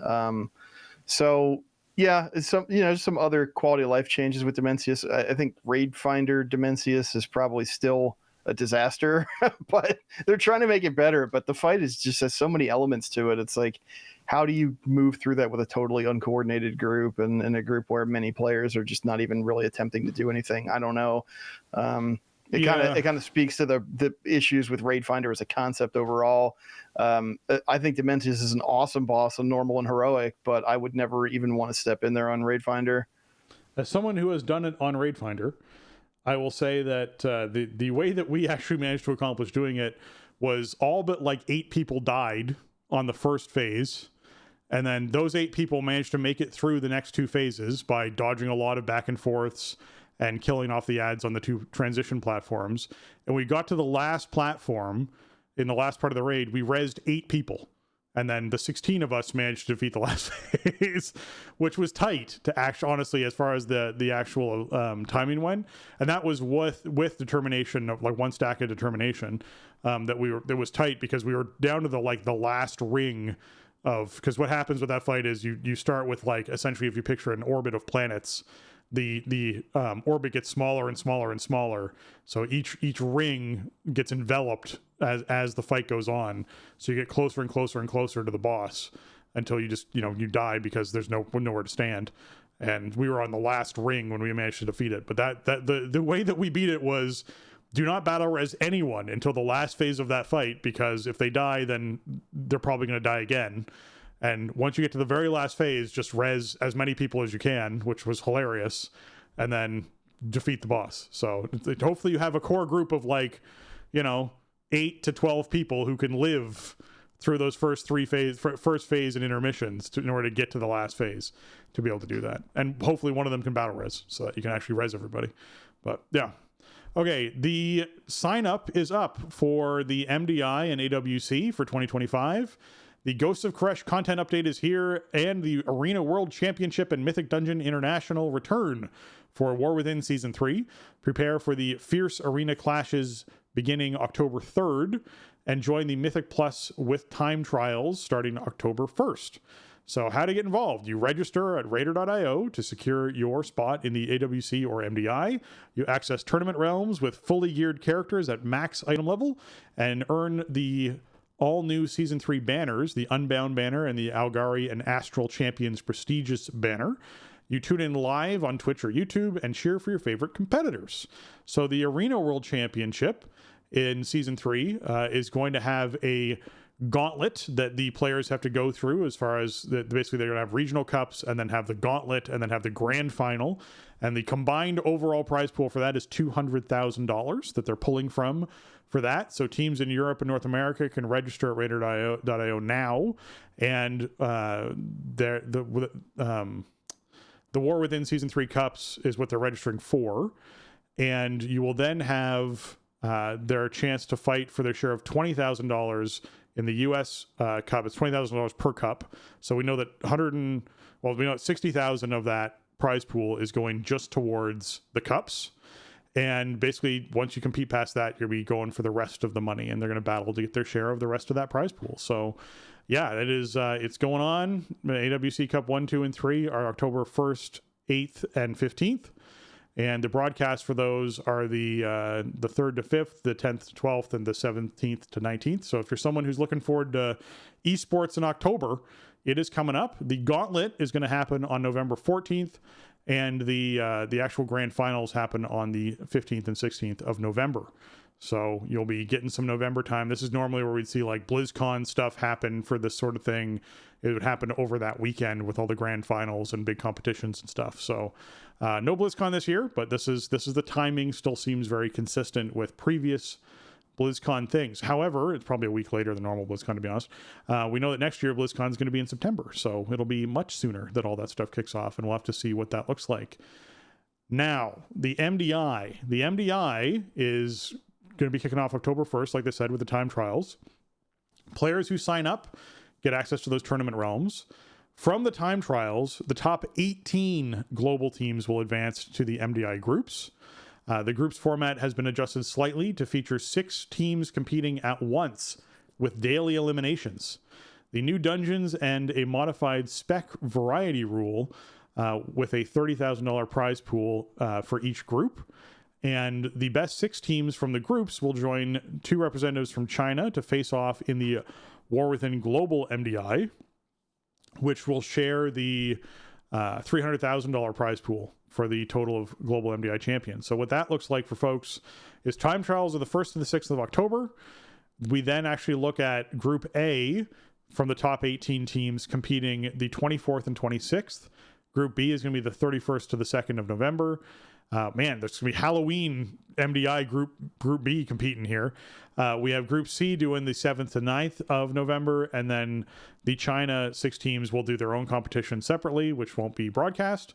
And then from that, 2 teams, so each of those groups go forward. So we're going to have the top 8 teams, November 21st and 23rd for the global finals for that $300,000 total overall prize pool for the competition. And yeah, this is going to be spicy. You're going to be getting into this. And the nicest thing about this is the way they have it laid out is none of the PvP or PvE stuff overlaps. So literally it'll be every weekend there'll be something new for you to check out between AWC and the MDI stuff. So it literally alternates weekends, it's pretty cool, or happens a bit later, right? So AWC Cup 3 happens the 17th to 19th with Group A MDI happening 24th to 26th. So they just sort of like spaced it all out well so that we're essentially going like, hey, the finals for AWC happens a week before the finals for MDI. So if you're someone who's a fan of all those esports, you can catch all of it and not miss any of it because there won't be any overlaps. And it just means that as viewers, we get like 2 months of esports, which is a lot if you're someone who's into WoW esports. So that'll be coming up and certainly worth checking out for folks. So be sure you get in there and have a look. Yeah, I'm interested in the format changes for MDI groups. We've lamented our waning interest in MDI over the years. It used to be so cool, and it's sort of lost its shine over time. I really hated the head-to-head brackets where teams would race each other as a format. I much preferred Great Push once they brought that in, but the whole these two teams race each other and then the team that wins moves on, that just didn't make any sense to me for the way that MDI is set up. I always felt like all the teams in the group should all be racing the clock, it should be it should be exactly. And so it sounds like maybe they're going more in that direction, and then they're gonna just knock teams out as rounds go along and have 2 teams per group advance. That sounds a lot better to me and a lot more interesting overall. It seems like it's just a fairer way to run the competition, so that seems cool. And I want to touch on that if I can. They say a modified spec variety rule, and we don't know. We don't have details right now, but so obviously they're trying to change up the format, change up the rules. I think that could only be a good thing because I think MDI got really stale with the traditional kind of format outside of Great Push. So, I at least raised the eyebrow and went, oh, well, maybe I'll have to check that out, which I haven't done in a while. Yeah, and what I wanted to say is we had a lot of conversation about the format of MDI and how it runs and how it should be done in heats, in my opinion. And the big thing I want to highlight is when you looked at the overall run times for these teams, you would have teams that were 3 or 4 minutes behind other teams that would progress ahead of them because they beat their team in their competition. But the other 2 competitors who both timed faster than that team, only one of them would advance. And you're like, this doesn't make sense as to how you're laying this out. Like doing head-to-heads makes 0 sense. Like even from a spectator point of view, to me, it was harder to watch because it would be like, and this is a great example, it'd be like watching downhill skiing in a competition, and they're going to show you 2 separate people going down the track at the exact same time in a split screen and commentate on both of them back and forth, with one of them getting smaller and larger depending on what they were trying to do, and trying to keep track of what's happening. Like you'd have all that really matters is you'd be like, okay, well, where's the number in the side of the screen that says where this person's at? Because that's all that I can really use as a reference, because I can't really watch what you're doing when you're bouncing back and forth between them and showing me 2 at the same time. It isn't interesting. It's much better to show that sport as, hey, here's one person doing a competition. Here is the time the other person hit when they hit these benchmarks going down. So in this case, it would be boss kills. So they'd be like, the fastest benchmark right now is this time. How close are they to the fastest benchmark? And that's information you can have. But otherwise, you're just watching one team and they're just commentating on one team. So I think by them saying they happen simultaneously, I'm hoping we're going to see some of that. But I don't know. We'll have to see how it goes. I just think Heats is way better in how they're going to lay this thing out. So I'm with you on that. I'm hoping that this comes through that way. Okay, Legion Remix PTR update. I know Jason has popped in and checked this out a little bit, but just so folks are aware, they have basically cranked this up to 11 from where it was previously. A lot of people were complaining about this just not feeling as powerful and crazy as it should, and they have apparently made it much more crazy and powerful. So as far as powering up goes, they say that now all phases of the Argus Eternal phase will share the Argus Eternal item level cap of item level 740. Additionally, each rank of Limits Unbound now grants 1% versatility, which is a lot of versatility when you start thinking about when you start pushing that number up there. Furthermore, all secondary stats granted in Legion Remix now ignore their diminishing returns and hard caps, which is crazy. So you're talking about like, oh, well, normally when you get to 35% haste, you start seeing some pretty large diminishing returns. It's actually better to put points into something else. Nuh-uh. Now you just dump it all in there and you just have wild and crazy, power gains on some of these things. Not to mention you're stacking versatility, and versatility doesn't have diminishing returns, which means versatility is just and will remain static 1% more damage and 1% reduced damage taken for every 1% you have, as opposed to that sort of dropping off at a certain point. It just is what it is, which is wild. So With that, they're allowing players to push their stats beyond the 126% limit, which I didn't even know was the limit. Altogether, with these changes, we're testing a significant increase in the maximum power available to players from the beginning to the end of Legion Remix. I think someone at one point, I saw a web post online somewhere that was saying that you can get up to like 900 and something % versatility over the span of Legion Remix, which is... Yeah, I saw some screenshots of 999% versatility. Yeah. That's a lot of power. That's an absurd power level. So. It's wild. Yeah. So across the board, the fixes and updates that went in was they adjusted the spawn rate of empowered enemies in Heroic World tier so that spawns are more balanced across zones, and overall empowered enemies are increased. The spawns of them are increased by 33%, so you're seeing them a lot more often. They increased the rate of infinite power gains on all levels of infinite power knowledge by 25%, which in other words means, hey, you're just gaining a quarter more than you previously were, which is a lot. They increased the rate at the high rarity epoch mementos from caches and of infinite treasures, as well as dungeons and raid bosses. So you're getting more of that currency, which is awesome. And they increased the duration of the time warped obelisk buffs. A lot of them got buffed up. The Void one was 30 seconds, Pact was 120 seconds, Assassins was 60 seconds, and Swiftness was 90 seconds. With Fell, Trickster's damage increased by 33%, and they also reduced the health of Quest Boss and Rare in Heroic World tier by 40%. So much easier to kill the Rares and the Quest Bosses in that difficulty as well. With several achievements, which were character-specific, are now account-wide inside this overall too. So huge changes to Legion Remix. It should feel way more like zippy and powerful and one-shotty out there without having, hey, as you sort of said, your rotation doesn't matter. Just press a button and like 9 passive effects will go off and kill something for you. It should just make your character feel really strong, which is, I think, what we were aiming for when we were talking about, getting rid of the gems and that kind of stuff. Yeah, I played a bit last night since some of these changes came in. Now I picked up the character that I was playing and was just continuing to level it up.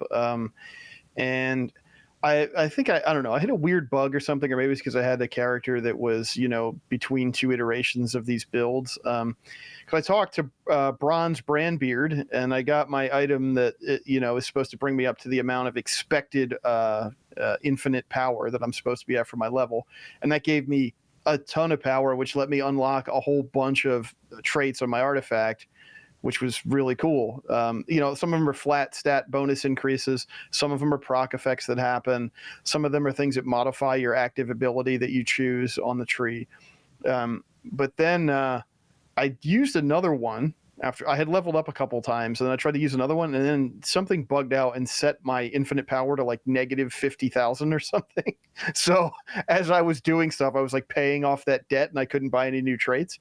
I logged out and logged back in, and then I had way less infinite power than I had when I started, and I tried buying the item from bronze again, and it didn't work. It didn't adjust my infinite power level. So my character might have been in like a weird bugged or like unusable state to begin with, because it started on the other side of these changes. But the time I did spend playing, I was really enjoying. I felt like I was getting all kinds of stuff everywhere, like the items that power up your character, just like your artifact absorbs them and you get raw stats. You get gear just everywhere, so you're constantly getting item level upgrades because it's dropping from stuff. You're getting it from caches, from turning in quests. There's so many sources of it. And the obelisks I was running into would last like 4 or 5 minutes in some cases, the ones that give you some kind of a buff. So that's plenty of time to run around and get a couple quests done. It's feeling good. And I think, what people are projecting is that once you get sort of powered up through this whole process, you're max level, and you have like you're starting to put points into the infinite trait, which is just like it includes just like flat versatility per rank. That you should be able to solo mythic raids and decently high keystones and stuff like that. Which I don't know if that's great, but it just from a personal taste and preference perspective, and having played a ton of MOP Remix. But I think it's clearly what the most vocal audience wants, and it's probably a decent target to shoot for, because it means that casual players who maybe just want to check it out and get a couple things off of bronze vendors, they can get there without having to go through anything too intense. and the completionists have a route to do it at their own pace and schedule. So it's good. I think it's still going to not be like actual WoW, but I mean, Legion content is so great and it's so cool. And I have such fond memories of it. And I do really like what they did with the artifact and the traits, and then your jewelry and trinkets modify your artifact traits as well. So it's very Diablo 4-esque, where you get an item that turns on a talent that you don't have or adds additional ranks that you wouldn't be able to get. So it's kind of random. You have to sort of choose between stuff that you don't really have control over. Whereas in MOP Remix, it was like, here, you just do this. You'll eventually get all of these things for sure. You put these together and off you go. This is your optimal build, and now your gems will kill everything for you. Obviously, the powers that we're getting in this mode are going to be, sort of your primary damage dealers and stuff in combat, but you will still be, I feel like you'll be playing at least a little bit more of your class than you were in MOP Remix. Still not a lot, but more. And also, you are going to probably run into more interesting decision points more frequently, because the jewelry and trinkets just have random traits on them, and it's partially determined by item quality. So like green ones will just have one, and I think blue ones will have two different ones and purple ones will have two different ones, but the purple ones will have like more ranks of those traits. So as you go through and you're getting these from all these different sources, you could end up with some really cool, mix and match kind of sets of jewelry and trinkets you can do to amplify whatever build you're playing, or, dip into traits you wouldn't be able to get on the tree that you went down. So I think that might help it from feeling stale like MOP Remix did at the end, because you might get a trinket that has some cool traits that you weren't using before, or you get something that boosts up this key trait for you that goes 3 extra ranks or 2 extra ranks or whatever, or you can get it on all those different slots, so you can get like many additional ranks on this key trait. Like that could be really cool. And the only way to get that is like playing the game and earning rewards and getting more trinkets and jewelry to drop. So, I think that could keep it fresher. I was starting to see the potential there a bit last night as I got, my character's only in like the 20s, but as I started getting some more gear and getting, filling out those weird slots that aren't armor, I dug it. So I don't know. I think the potential is there, and ultimately, I think what players want is to be OP and just crush through the content and collect everything. And I think that they'll be well on their way to doing that. Yeah, I think the biggest thing that I sort of was hearing from a lot of the changes that they were putting through is, even with people being able to solo higher end keys and mythic content, what that really allows for is someone whose buddy wants to do something with them, who does not engage in the content as much, can essentially be carried by their friend, and you don't need to find a group and pug a group and put a group together, whatever it is. If you have a friend who's like, Legion is what they do every day and that's what they really enjoy, that person will be able to be like, hey, yeah, sure, come on in, I'll help you out. We'll run through this thing on Mythic or run through this thing on whatever and get you some gear and get you some stuff, and we'll get you set up and going. And you can sort of accelerate that process, which really it should be, because it's a limited time event. So I'm glad to hear that some of that is moving that direction. Okay.